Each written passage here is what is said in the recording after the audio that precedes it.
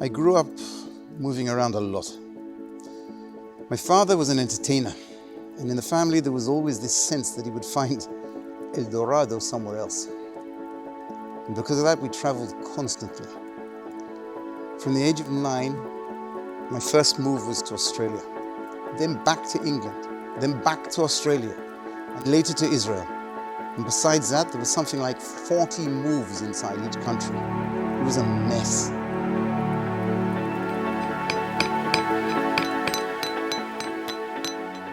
When we traveled between Australia and England, it was done by ship, by large ocean liners.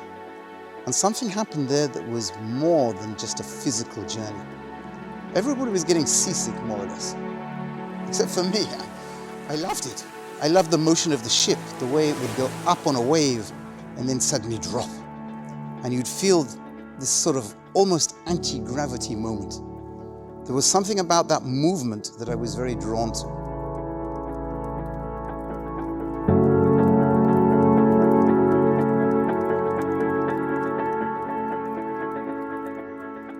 At night on the ship, when I lay down to sleep, I would spontaneously enter what I can only describe as a different reality. These weren't dreams. When this happens night after night, for weeks at a time, you understand that something else is taking place. Every time we traveled by ship, the ocean and the motion would bring me back to that state.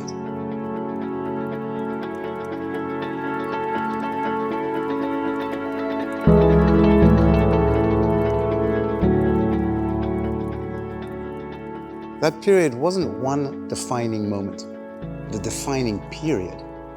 It set something in motion in my mind, my brain, my psyche. From there came a long search for what lies beyond the physical reality we usually experience through our senses.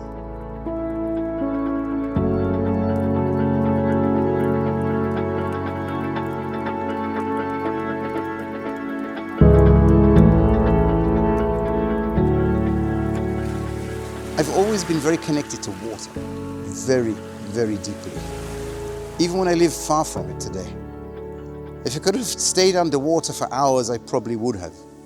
And only now, as I'm talking about this, I suddenly see how much of my glass work connects back to that.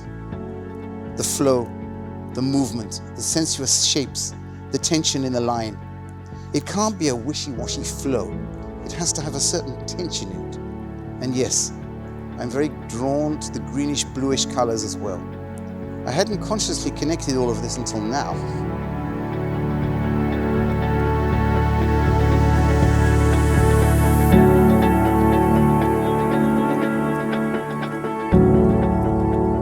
At some point I realized that in order to seek that which is beyond, you can't just float off into abstract spirituality.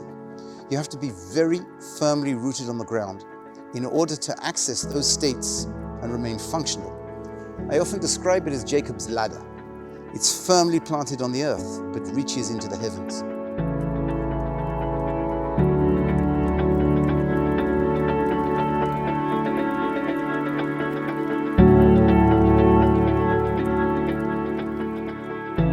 Over time, this became for me 3 pillars: art, science, and spirituality. Art as the interface, as the way to create something that actually resonates with people. Science as a way to understand, to investigate, to bring structure and clarity to experiences rather than just talking about feelings. And spiritually, especially spirituality, not as something abstract or preachy, but as an underlying dimension that informs how I think, how I feel, and how I work.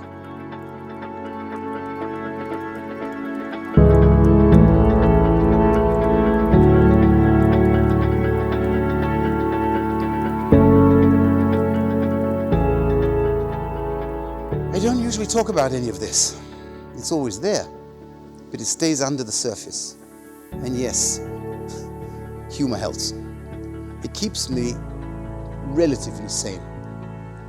When all of this comes together in my work, What interests me is expressing that dimension beyond the noisy reality that we live in. That's been with me since I was 9 years old, since those nights on the ship, and it's still what drives everything I do today.